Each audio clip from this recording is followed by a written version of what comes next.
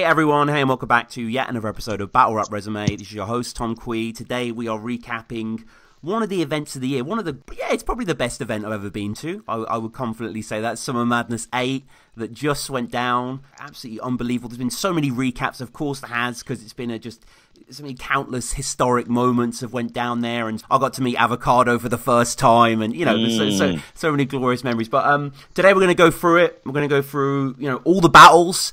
These have been fucking divisive, interesting battles, to get your teeth into. They've all been really good. So it's not just going to be myself. As always, it is a guest. It is a very special guest in this case. Fucking bona fide rock star. Probably the most highest profile UK BR fan, I'd say. A good friend. Beanie, how's it going? I'm very well, thank you, Tom. Thank you for having me on the show. It's an absolute honour. As you know, I'm a big fan of the show. I've pretty much downloaded every single episode and listened to them multiple times. But yeah, it's an honour to be here and chatting about all this stuff with you. Yeah. And just quickly before we get into the event itself, yourself and battle rap. I mean, I'm just curious myself. You've been to a few events. It seems you're really fucking into it. I really am. I just want to give a shout out to all the ninjas that are all watching live at the moment. I see them all on the chat. Yeah. I'll go through the names later. Anyway, right, back to battle rap. I think I kind of first got into it around 09-ish. I can't remember the exact moment I stumbled across a battle, but I think it was a very, very early King of the Dot battle that I came across, one of the ones when they were in the park. I think it might have even been one of the first ones, like Big Mac versus Kid Christ or something like that. Right. It might have been a very long time ago. Anyway, I kind of got hooked, got into this kind of the early Don't Flop ones. I think the first Don't Flop battle I really kind of liked was Monster Under the Stairs. Damn. Monster Under the Bed, Under the Stairs. I can't remember, it was a while ago.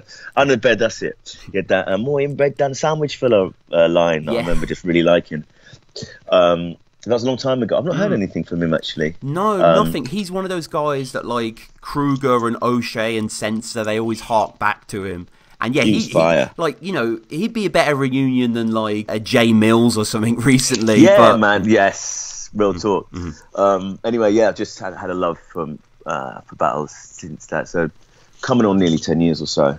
And just wanted to kind of reach out and show love to a lot of the UK battlers, and managed to check. The first event I went to was Blood in the Water, the one with Mark Grist and Blizzard. No way. I was there for that one. Yeah, I was there. Way. You can actually. So I was there. I'm going to rewatch that and look for you. That's so cool. Rewatch it. So I was there with so there's this pop singer called Gabriella Chilmy. She had a big song, Sweet About Me. I used to play drums for her, so I'm there with her. I remember her. I remember that song. Yeah, that's right. Yeah, totally. So I'm there with her, and we watch. You can see me. I'm wearing glasses though. You can kind of see me if you peer through.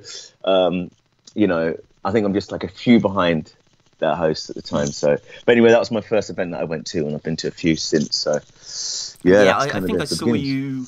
Were you at Next in Line? Was that where you were as well? Next in Line 1 or 2, I think. Yes. Yeah. Next in Line 2. Yeah. Me and Anne-Marie went down for that. She's a big fan as well. So yeah, that was brilliant. That was a lot of fun, man. Shout out to Danny Jack all day. Yeah, always. And always. So let's get to Summer Madness 8 then. Like when this was announced, was this an insta buy for you? I mean, how much are you into URL? Yeah, I mean, personally for me, I think I'm more of a King of the Dot fan, more of a Don't Flop fan. I was a big Grind Time fan, massive Grind Time fan, more so than URL, but I do love URL. And there was no way I was going to pass up a chance to see those battlers in the UK. I mean, getting to see Arsonal perform live, it's crazy. Yeah. I mean, unfortunately, I've missed so many battle events due to being on tour and stuff like that. But as soon as this happens, like, imagine it happened and it went badly, they'll never come back. So I'm thinking, if I don't go to this one, this could be the only chance I get. So I was supposed to be at the London Drum Show and supporting at the London Drum Show, but I sacked it off. But it was so much fun though. I absolutely loved it, and we'll get into all that. Yeah. I mean, it was a huge success, as you say. Obviously, they're going to come back. Smack mentioned them coming back. He was very shrewd as a businessman, though. When he did, he was like, "You've got to bring a friend and a friend and a friend."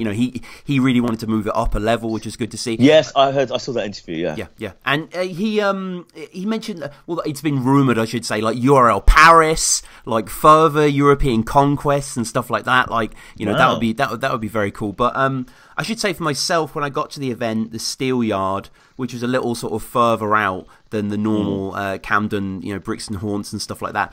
Getting there, obviously we met each other in the building, so I'm not sure about yourself, but when I got there, I was completely stunned by the size of this line. Was it really big? So when I got there, I arrived. I was basing it on what people have said about URL events in America. So I was thinking, it said starts at 1. I thought it's not going to start till 3. So I was kind of aiming for around then. Right. Lo and behold, I messaged a few friends out there that had gone early. I messaged Luke Impact to say, okay, what's the queues looking like? And he says the first battle hadn't even started yet, and this is like 2:45. So I was like, okay, fuck, I timed it quite well. Yeah.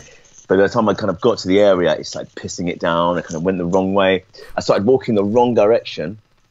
And luckily, these 2 American guys came over and said, "Hey, you here for the battles?" Yeah, they're like, "Follow me." And they thought, well, that was a terrible accent, bro. But yeah, basically, I followed them, managed to find the venue. Unfortunately, I missed the Geechi.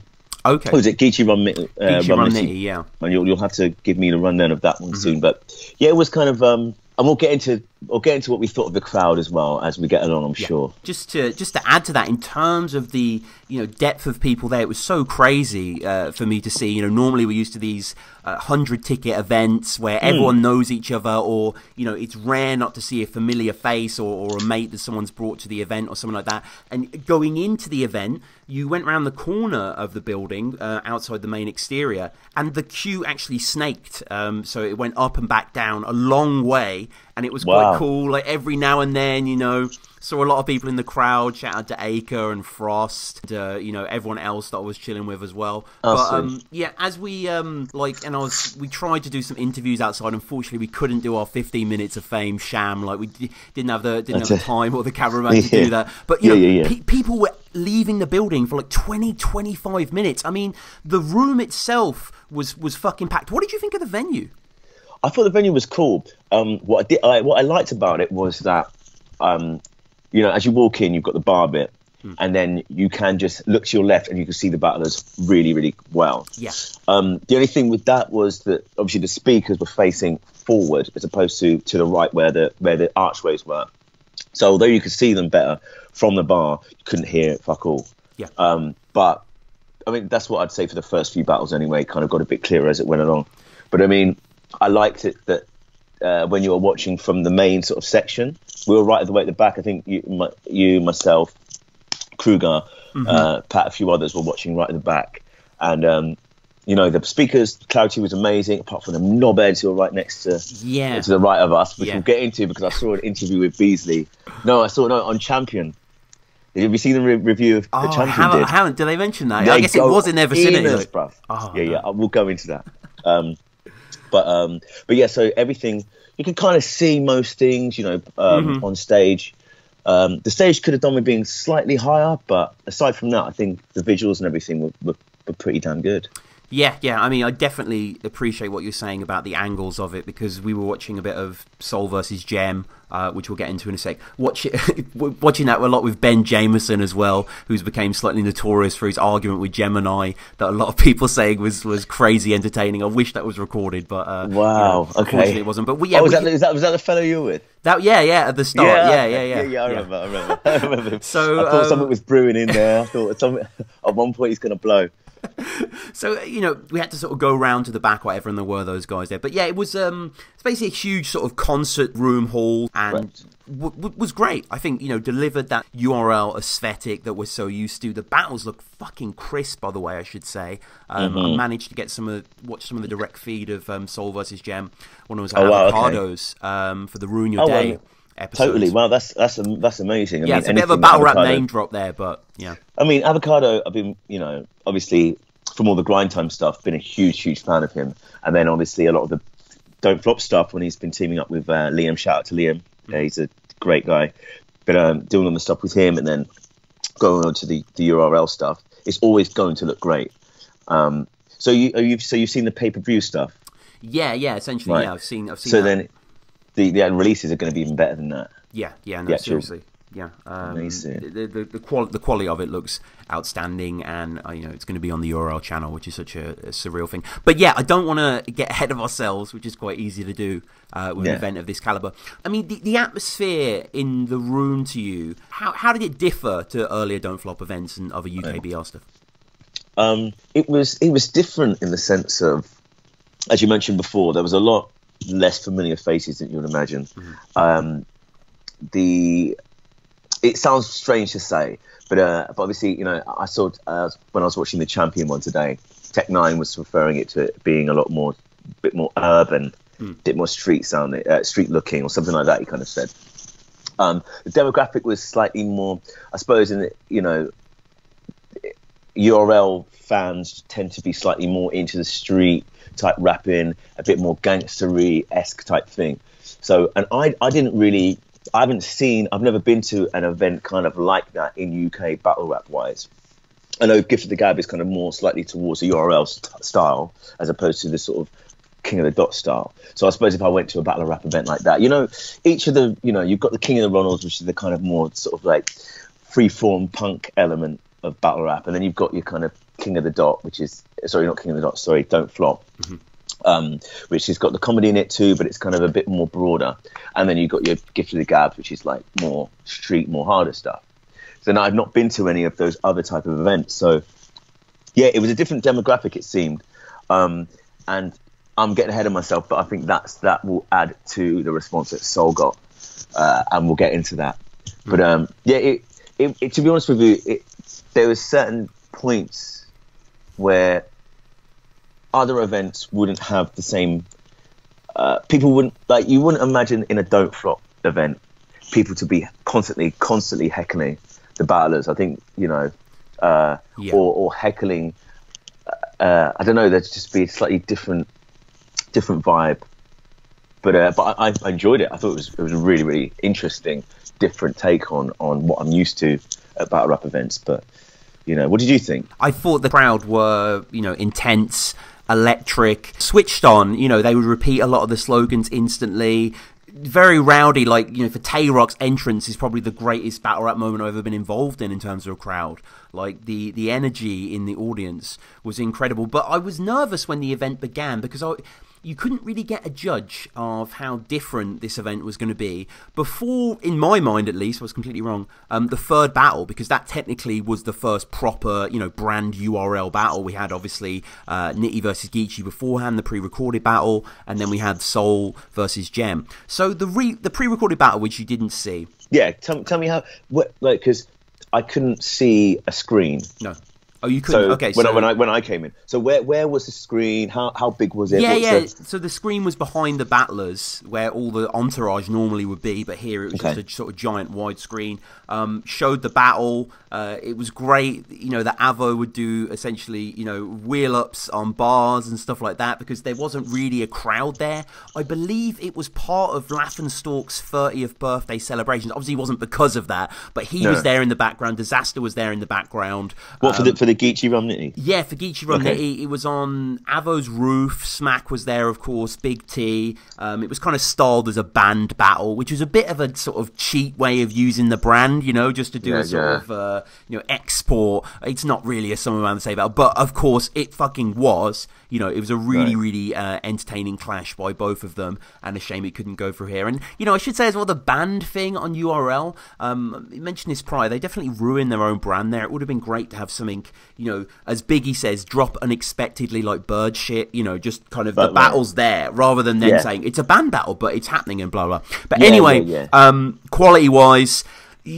probably Geechi taking it. It depends how you feel about Geechi's third at the moment, where they're these kind of kitchen sink, competent dramas that are very palpably told, but sometimes, I don't know, the wordplay can't connect for me personally, but still, he was outstanding in this battle. Nitty had a lackluster first, unfortunately, which led to an incredible second and third. It was great to see, with the absence of the crowd, that both battlers, especially Nitty towards Geechi, would give props. Because I guess Nikki in this environment is kind of the senior, the more professional, arguably, in terms of years, but, you know, didn't really feel that way. Battle looked incredible visually as well. You know, Avo continues to set standards in this avenue, and I love the fact that he's now, I think he's fully dedicated to Ruin Your Day, you know, not working. Oh, yeah, that's what I heard. Which is just glorious for him to just... Great. Oh, man, I saw, sorry to interrupt you. Yeah. I saw on Twitter that he asked you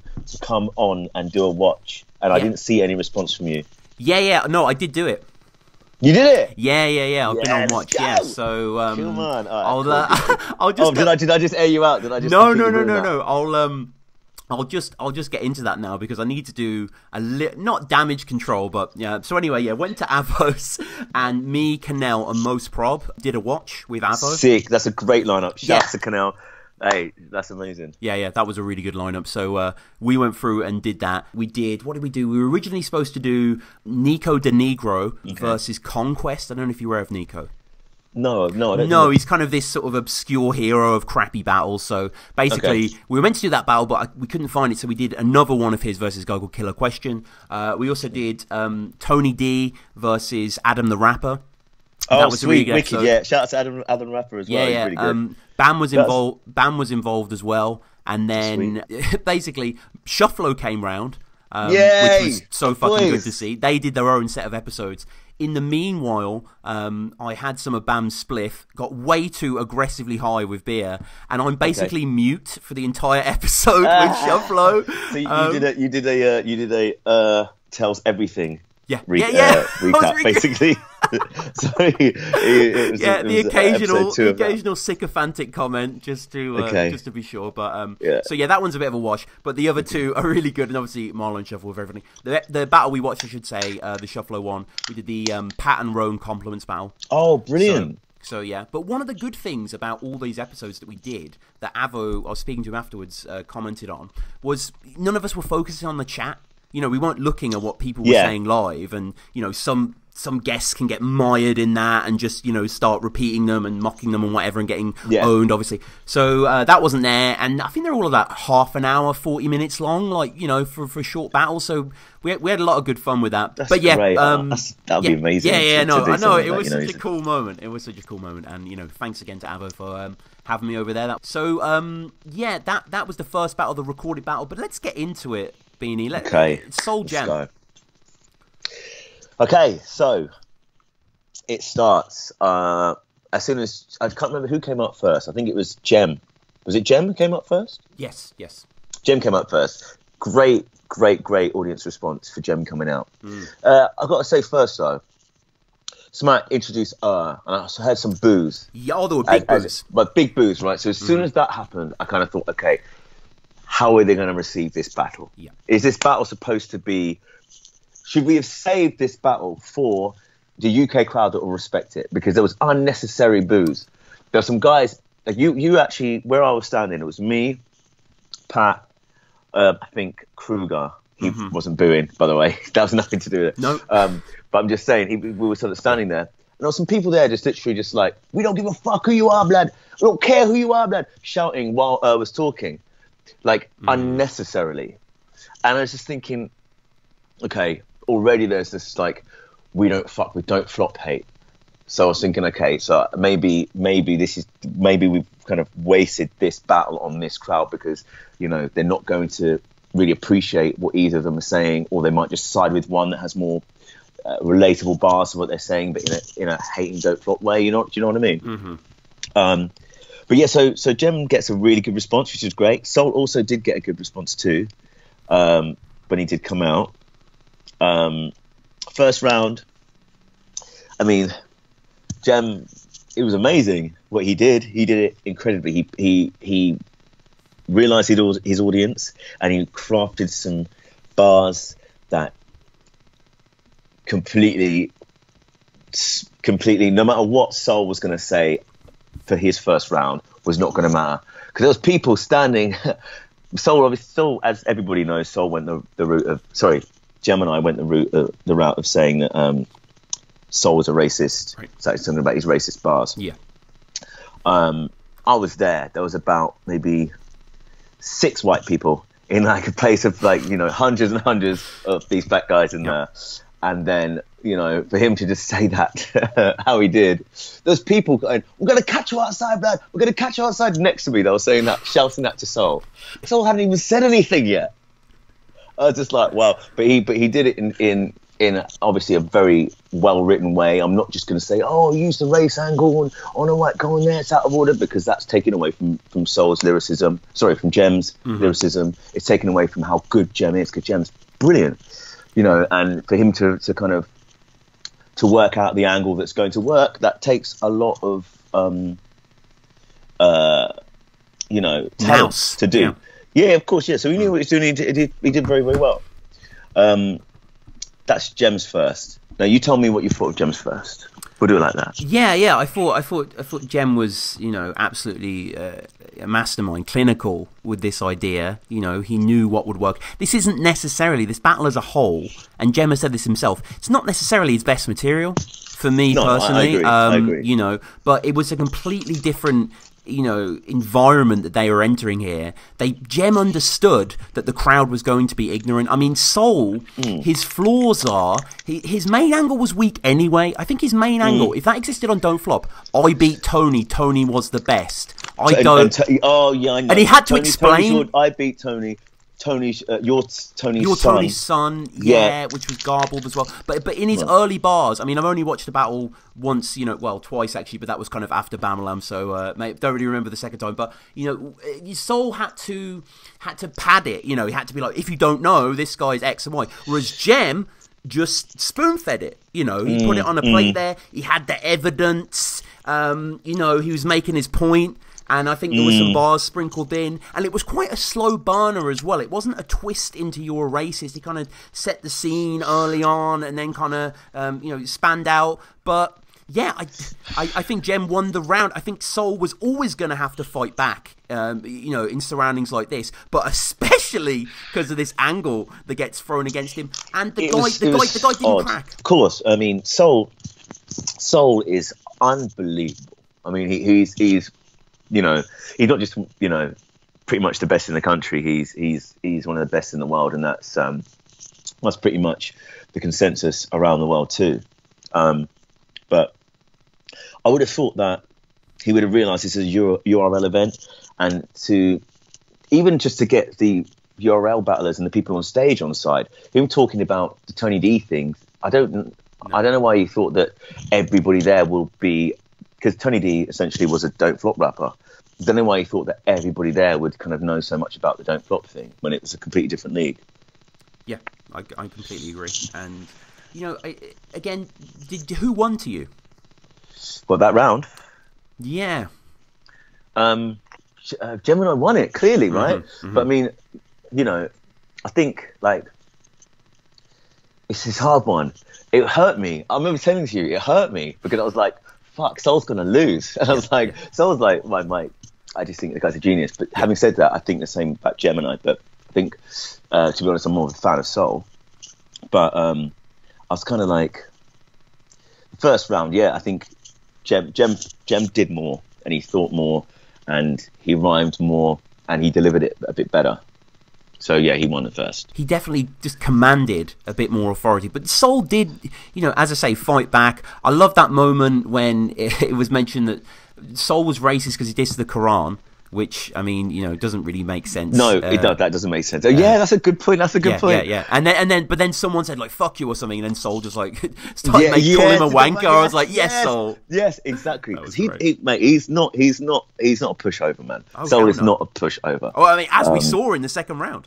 There you go. We'll get to that. Yeah. But yeah, so, I mean, I suppose I need to, because I said that to you, I think, at the time, I need to watch that first run back, because when boos and stuff were going on, obviously cut off his flow a bit. He was unable to, he had to sometimes repeat some lines. You know, he kind of, he was almost battling the crowd as well as battling Jem. So it was quite hard to really sink my teeth into what he was saying. So I have to really revise that again to really know lyrically who was spitting the best stuff. But, you know, at first watch, yeah, Gem did take it. So the tussle then, which was a common theme of SM8, I think the majority of the battles, you know, have some sort of altercation. This was surprising though to see Having Soul Gem. Yeah, so as far as I remember, Soul sort of pushed Gem slightly. Was that right? Or did Gem say that he was? Someone said that maybe Gem was turning around or something and wasn't concentrating on what Soul was saying. So explain to me. I didn't really see, to be honest. I was a little too far away. So yeah, I saw Soul push Gem, then Gem pushed Soul, and then it kind of like then everyone sort of jumped in the middle. Yeah, something like that. It was pretty. It went back and forth, and they both give as good as they got. And I know there's no hard feelings afterwards as well, both in terms of the battle or anything else there. But the battle's really great, and what's really cool to see is that all the channels that I follow, like Black Compass and Let's Talk Battle Rap and No Mercy, and everyone else, like it's great to see that they're not like, oh, this is the British battle, it was shit. Like they're affording it the respect because it really was a good battle. Yeah, I thought it was brilliant. I thought it was a brilliant battle. Both elite MCs, both have done a lot for battling, and they both command respect. They both deserve respect. And they both showed that they deserved to be the two battlers that got to grace the URL stage in the UK. So it was a wicked battle. I mean, Soul only really got booed a bit in the first round. He didn't really people were listening more in the other two rounds, I'm pretty sure. Yeah, I think Soul did, a lot of respect from the crowd as it went on, and he obviously won us over from the beginning, but I think he was excellent as it went on. Gem's third Beanie, a lot of people focused on, wasn't really Soul-oriented. No, I'm just trying to remember some of the things he was... Yeah, it was just kind of like, his real life and what he's going through right now. Oh, right, yes, of course. Have to be behind bars. Right. Right, there you go, right. And so that's the thing. Each of Soul's rounds were directed at Gem. So, you could arguably say that Soul should really have won the battle because... but then, having said that, that's Gem being smart and catering to what he's there to do, which is to battle on URL. A lot of URL battlers do that same formula that Gem was doing, which is, what do you know about blah, blah, blah? That kind of thing. Or like, this is my street life, this is what we do, and that's what relates to the audience. And, that's kind of what the audience like that is kind of hoping for, really, because most of them were there to see Arsonal kick someone's ass. And so in the meantime, they're like, okay, let's see what these English guys have got to do. But generally, I think it was a brilliant battle. Yeah, from both sides. It was, and I think it will be long debated, and they both really showed out. They're still two of the greatest. It's not like one's the better man or anything like that. I think they both clashed how you want it to be, really. Okay, maybe the reactions weren't ideal, and what the setting as well. But just in terms of the quality that we've seen from both of them, yeah, really, you couldn't wish for anything else. And I should say as well, go support URL. Pick up the VOD.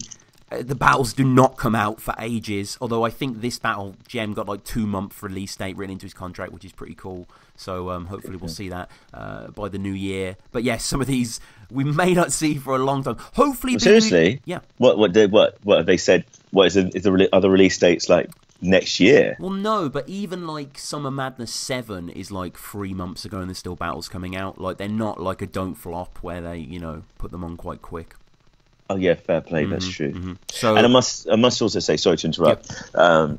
Gemini, it's been really kind of on social media. It's been constantly kind of been really quite amazing towards Soul with his respect for Soul, how much he regards him. Kind of, which I thought was really quite beautiful. Just the way they've been speaking to each other since the battle. And it just shows the kind of mutual respect they have for each other. I think that's really cool. And the next battle then, which when it got announced, I was at the bar, and they announced what it was going to be, and people got excited because people anticipate this is going to be like the penultimate clash. Yeah, in it.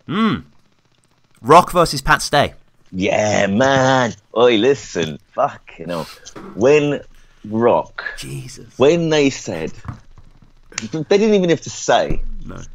When people knew he was coming on stage, the eruption was unbelievable. absolutely insane. It really was.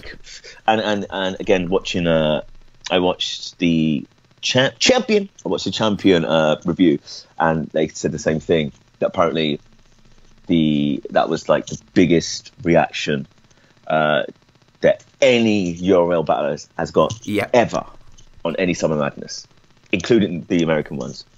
Like, that was insane. It was. Like, you could feel the floor rumbling. Mm-hmm. He didn't have to say a word. He just comes out. He's so much smaller than I thought he was. He is going to be. He's tiny. Tiny. But he just comes on with his hood up. We were right at the back. Couldn't really see him. But I could feel his presence because the audience went so insane. He looked like Pat Stay was his babysitter or something, because he was like, Pat was so massive and Tay Roc was so small. But they both graced the stage. It was amazing to see Pat there as well. I've always wanted to see both of them live. I never thought I'd get to see Tay Roc live, but I always really was hoping to see Pat Stay live. Tay Roc starts, kills the first round. I think he absolutely, when he begins, it was amazing. Pat Stay as well. Pat's first round was brilliant. I think he was, because Tay Roc was getting a lot of love during his first round. So I think that the crowd definitely gave the first to Tay Roc. What do you think? I think so as well. I think, with someone like Tay Roc, we were just... What we needed, essentially, for the whole battle, it's like a band finally coming to your country and they don't play the greatest hits. You know what I mean? Like, if you see, I don't know, fucking Bon Jovi, terrible example, but Bon Jovi, you want to hear the older songs, definitely. And with Tay, we didn't really get that. I do think he won the first completely. I think Pat kept the same energy. It was interesting that just before Pat's round started, I don't know if you heard some guy in the crowd said, "We don't want to hear that King of the Dot shit." Yeah, I know. It was right next to me. It was right next to me. It was right literally in it. I remember exactly what he looked like as well. I remember him just saying, "But you don't hear that King of the Dot shit." Like, fuck. I could have got a break. He's not even said anything yet. But, the disappointment, like, when they play the material from Have a Nice Day, which is an obscure Bon Jovi album, I'm not sure why I'm continuing this reference. No, keep going. Have a nice day. I know the song you mean. Tay Roc didn't keep the sort of gun bar, knife bar energy up. And the second, where he's basically calling Pat like a crackhead and stuff, like, that's so like 2009, and even then I didn't care. A little long, maybe, for me. I don't know, as an angle, just the whole round. Yeah, absolutely. I mean, it was. I don't know. The atmosphere. I mean, it was hard to kind of concentrate. Yeah, a bit. And I'm trying to think of the lines. There was a couple that really stuck out for me. I'm just trying to think. I should have really prepped before this, mate. I've just come back from rehearsals, so I didn't make any notes. But I'm just trying to remember exactly. There's a couple. Especially actually in Tay Roc's first. Actually, that remember that Soul Jitsu was reminding me of when he referenced Skeng. Oh yeah. Yes. S-K-N. Yeah. Yes. Yeah. Right. But everybody kind of went nuts for. I thought that was really clever. Yeah, that was. And also, was it, which round was it that Heckler, that Pat, I think that went was in on second. Yeah, that was glorious. Right, that was brilliant. Right, so again, watching a few recaps. Apparently, so do you remember when you and I were standing at the back, and there was a couple of guys constantly shouting? Yes. And then Beasley rolls past with Tech 9. They all start talking to those couple of lads in the corner. Yes, and then shouting. So apparently, Beasley's like, "Look, calm down. Basically, if you can calm down, then I will let you guys get to the front of the stage for the Tay Roc Pat Stay battle." And that was the guy. That was the guy that was shouting at the back. That was the guy that managed to get on stage and try to heckle Pat. I can't remember exactly what happened, but he called him Nelly, didn't he? He did like the... Was that weird? Because I couldn't hear what he said. I think that was what he said, yeah, with the bandage under the eye, yeah. Yeah, sorry, that's what Pat said to him, but I don't know what the guy heckling said to Pat to make him do it. I don't know if he said anything in particular. I think he just made a noise. Maybe I need to go back and watch that. I think he said something. He said something to Pat. Right. But obviously, from where we were standing, obviously he's not mic'd up, so you can't actually hear what's going on. But yeah, so the Nelly, the guy, yes, that's the one. That's what Pat said. That was fire. But yeah, the battle was a lot of fun, and you know, Pat had some really fucking good rounds. Like he was excellent. He was terrific. He was captivating. He's a fucking star. Like, it was funny outside. I didn't really have any interactions with Pat, but we were just all outside after the event had ended, and I was talking to someone, and I just said the word Sharon in the sentence just as he passed in earshot. He was like, "Sharon? Why are you talking about Sharon? He's not even here." Amazing. So, that's amazing. But yeah, I got Pat winning. I've got Pat winning too. I think he won the second and third. Yeah. I think Tay Roc lost steam as it went along, and Pat gained steam. And I think that maybe Tay Roc didn't write as hard as he would write with any other URL battler, or if he was in America. I saw a blog with Calico, and he was saying in the blog, Tay Roc's going to UK.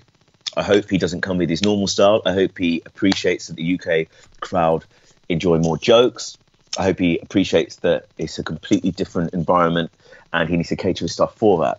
And I can't remember who was interviewing him for it, but I was saying, don't you think that Tay Roc fans over here are going to want to see the Tay Roc that they've been watching online from America for years?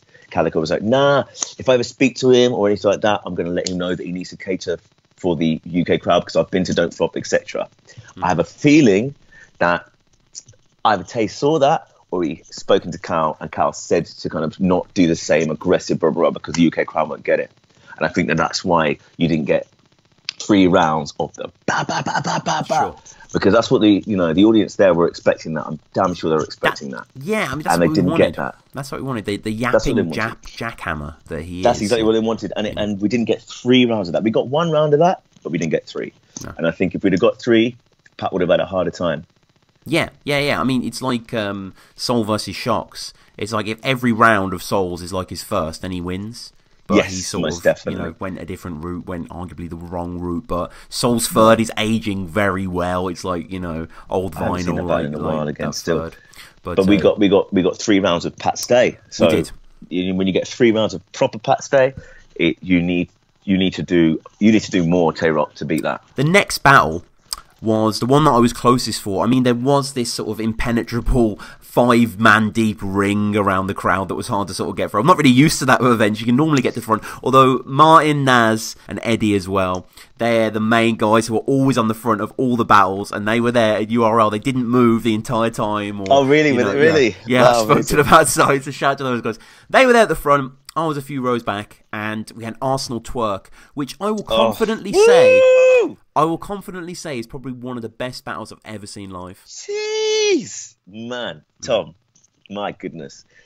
Okay, so I've been hearing so much about New Jersey Twork, and like, I kind of, because I hadn't really watched the battle properly, but I kept hearing that he's the new guy, he's the guy. I was thinking, okay, really? Then I see the DNA rebuttals and stuff like that when he battled DNA, which was, I think, a couple of months ago. I can't remember what event it was for. DNA being the PG killer. Yeah. Fucked him up, right? He choked. So I was thinking, okay, who is this guy really? Is he really that crazy that they're going to put him against Arsonal and people are thinking there's going to be a competition? He comes out and, like, I was surprised as well. The UK audience that were there, they knew his slogans, they knew everything. They went crazy. Oh, yeah. They cheered louder for Twork than they did for Arsonal when they first came out, I believe. Yeah. They jogged in place. Right. There you go. Do you know what I mean? It was quite intense, and I thought, okay, let's see what he's got. And my God, the different responses I've been hearing about him were correct. The guy's fire. The guy's crazy. For me, he went so ham that Arsonal's first. Imagine Arsonal getting eclipsed by a battler's presence, by a battler's aggression. It's rare. And after that the first round, I think Twork got that, and he outperformed Arsonal Like that's, I mean, Arsenal hadn't performed though yet. So it was, no, yeah. He hadn't done. But when Arsenal did perform his first round, it still wasn't as strong as Twork's first round, in my eyes. But then Arsenal went in. It's one of the best he's ever been. He was incredible in this battle. He's Arsenal's third round. Jesus Christ! Wow. There was, I think, was it the second or the third when he goes on this Maltese run? He just does this run of Maltese, one after the other, bam, bam, bam, bam, bam, bam, bam. I think it might be the bars he did just before Tay Roc had to grab him and pull him away. Like he was fucking talking that shit though. He was talking that mature achievement shit. You know what I mean? I've been around a lot. Like I know Twork's got the bars and whatever, and Arsenal isn't quite as exciting to whatever the modern audience, but still, he's fucking done so much more. And so much more. You know, we love him in the UK as well. Absolutely. But I mean, so I thought that. I mean, and as soon as I saw Arsenal take his hairband out of his hair, shake his dreads, like he, you know, that you see him do at battles when he's ready to start doing his thing. He just went on hyperdrive and just went for it, and I thought that was incredible. After that battle, though, I remember I was in the bathroom and I was saying it was Twork 2-1. I've been saying that up until like a few days ago because I was thinking I thought maybe Twork did get it, but I kind of was forgetting a lot of Arsenal's second round, but. The more I'm talking to people, Arsenal's second round was crazy. So maybe Arsenal did win. I think he did. You do. You tell me. What you give me your rundown because I've been definitely about that. Yeah, for a few reasons really. I thought Twork, which was so cool to see him live, by the way. He seemed to be taking the most pictures with fans that I saw around the building as well, which all the battlers were, which is so cool to see. And you know, his first was brilliant, you know, but it was kind of he sputtered after that. I thought the second was sure. He jerseyed the second. He did. Yeah. Hey, you're completely right. Yeah, You're right. And then the third. And I'm not really blaming him for this because I'm sure if fucking Shotty Horror went overseas and instead of revealing a Tottenham jersey as Twork did, revealed like a, I don't know, Toronto Raptor jersey. I don't know, you know, I'm even messing it up. You know what I mean? It's like, it's hard to judge. And also...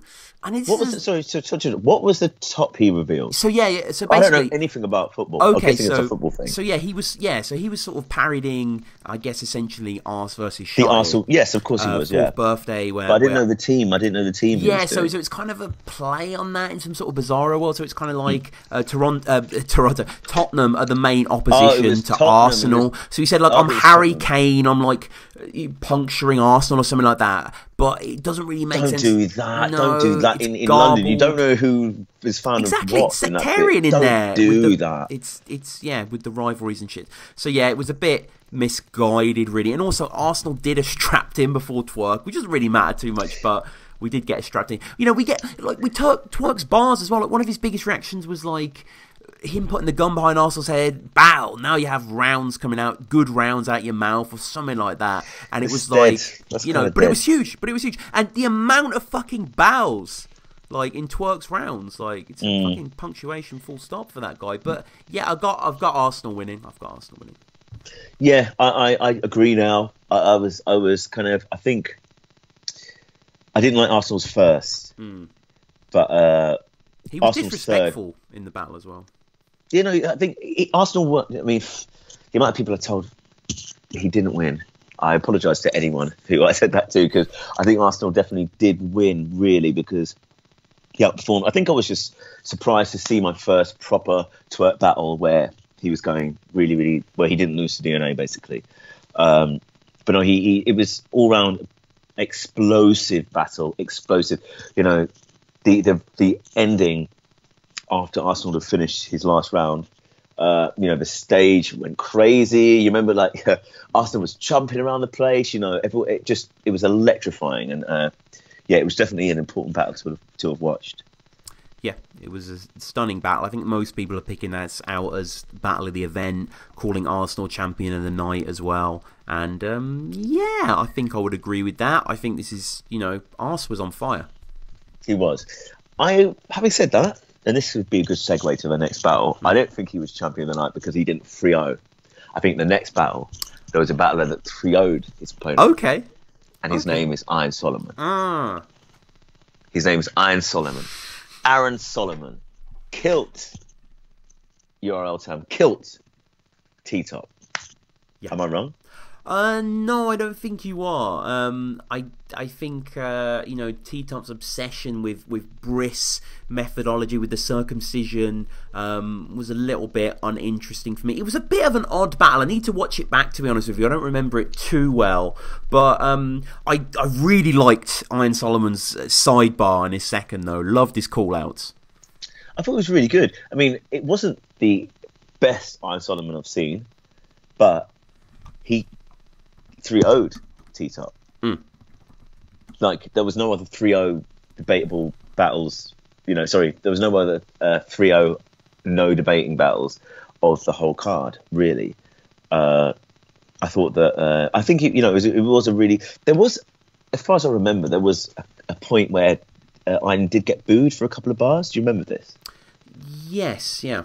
Do you remember which bar it was? I can't remember which one. I can't really recall, no. But there was something that the crowd weren't quite feeling. It didn't last for very long. It was, just a quick booing. But, I mean, T-Top was good, don't get me wrong. But I think that, that battle wasn't the best of the whole event anyway.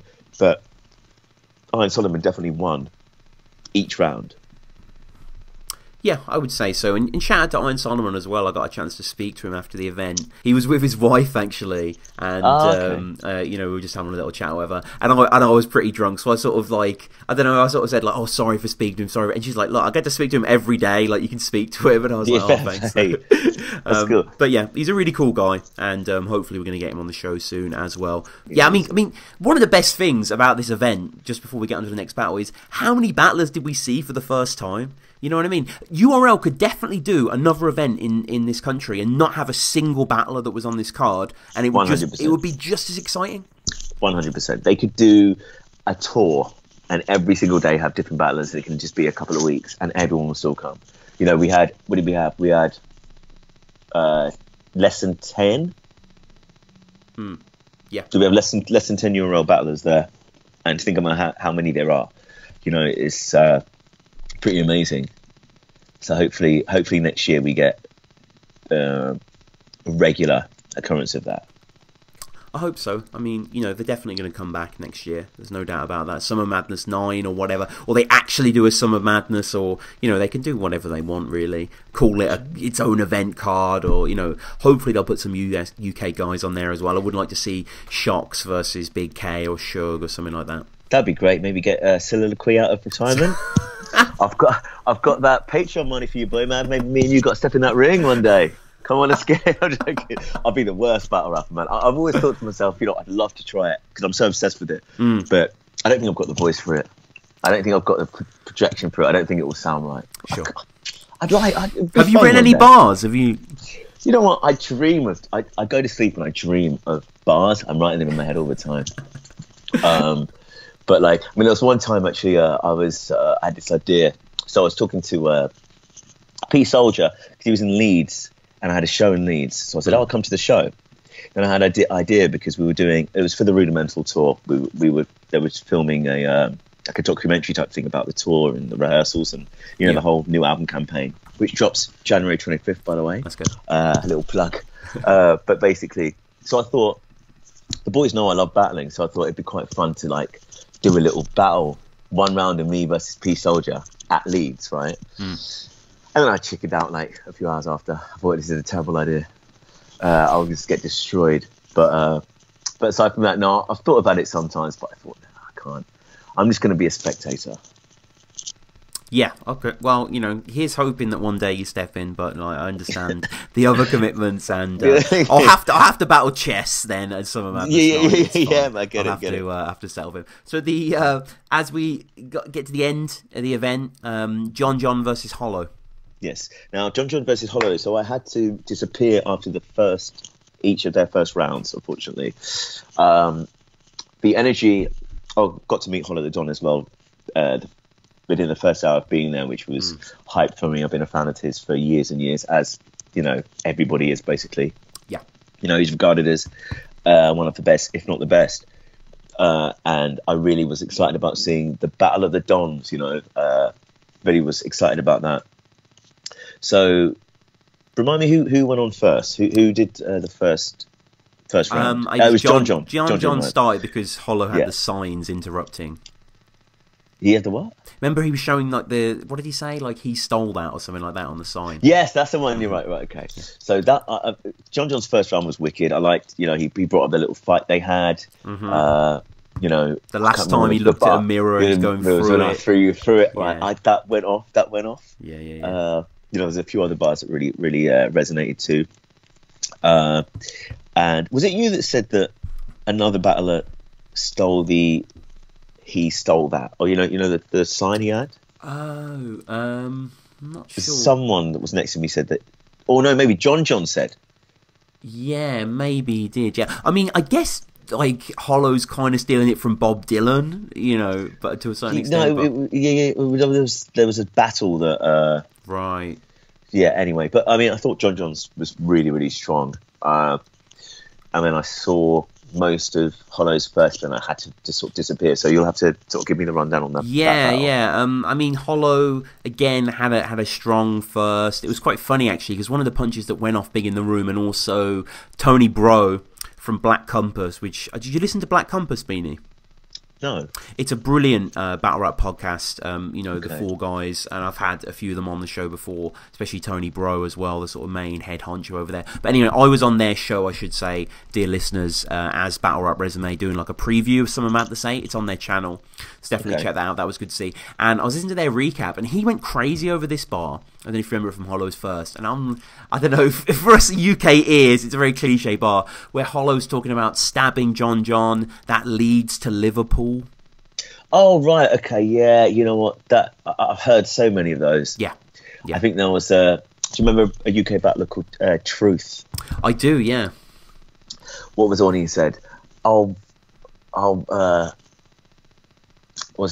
Burnley and leave a Liverpool, something like that. I can't remember who it's against. Right. Years ago. Okay. There's been so Burnley. many, yeah. It was who was it again?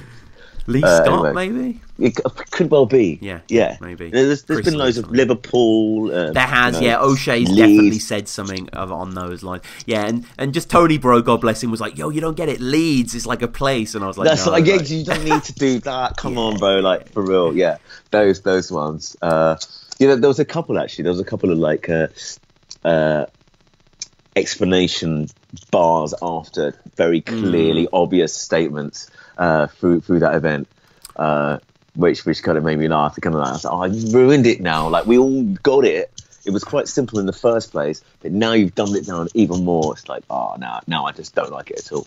Yeah, but, I mean, it's a tight battle. It's hard for me really to decide a winner on this one. I didn't think it was the most incredible battle ever either. It hasn't stuck with me so much, but maybe I need to rewatch it. I was very tired as well. We couldn't leave the building, I should say, which was really frustrating. As a guy who goes to Fiddler's and gets a pint and whatever, like, or a can. Yeah, it was that was long. I mean, no, you couldn't get out and get any food. They weren't selling any food there. No. Felt a bit like Matt Hoffa.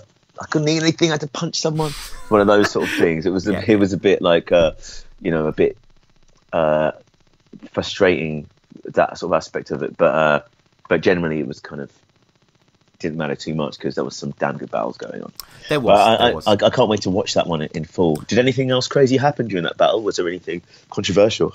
You know what? I don't really recall it too readily, to be honest with you. I can't really remember, but people let us know in the comments down below. But yeah, I felt John overall won it. It's not a very popular opinion because there's so many Hollow stands out there. But ultimately, yeah, I had... I don't know, it's tough to say. I definitely will have to go back. Wow. I will have to go back and rewatch it. Again, it's one not as readily available to me mentally. But as we closed out the event, then I left and tried to get some filming done and kind of hassled Iron Solomon and his wife, and spoke to Jay Black as well on Tech 9. Oh, sweet. Amazing, really amazing. Cool. I was like, I'm Tom.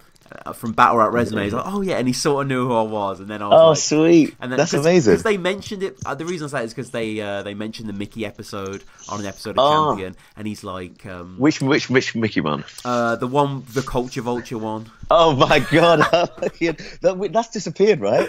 No, that's still up. I've been looking, like, and I listened to that. Basically, I've listened to most of yours multiple times. As I've said to Rowan before, the day that his one came out, I think I listened to it 3 times in a row. It was my whole day. So this is a 3.5 hour joint. Yeah. I listened to it one after the other, man. And I've listened to it multiple times since.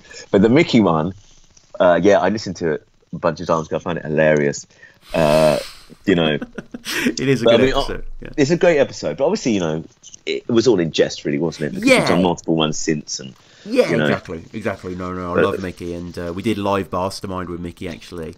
We did 2 and 2. Yeah, we did. How did that go? Mickey and Zane. Yeah, it was really good actually. Just getting the footage back from the guys. I've got one angle, just waiting on the second angle, which I'll hopefully get soon. So yeah, Ben's going to edit it, put it on the Don't Flop channel. It went really well actually. We were seated, so it was more of a sort of an official, game show scenario, and there wasn't really a crowd there. But you know, there's a few off-camera laughs from the questions again. I think were too hard by me. Don't Flop special it was. I think I went a bit too deep yet again, and I need people to send me questions. battlerocresume@gmail.com, @battlerocresume. Get in touch with me if you've got any nuggets of trivia you'd like to share. Some people have, and they've gone into the questions, stuff like that. But yeah, that was really good. And yeah, the Mickey Culture Vulture one is still up there. I just checked. Okay, cool. So that was a funny one. But yeah, so Jay Black, I should say, mentioned that on the show. He's like wow. He's like, Tom, is it? And I was like, yeah. So shout out to Jay Black, of course, absolute legend there. And it was cool to see him doing the pay-per-view at the back of the room with Avo as well.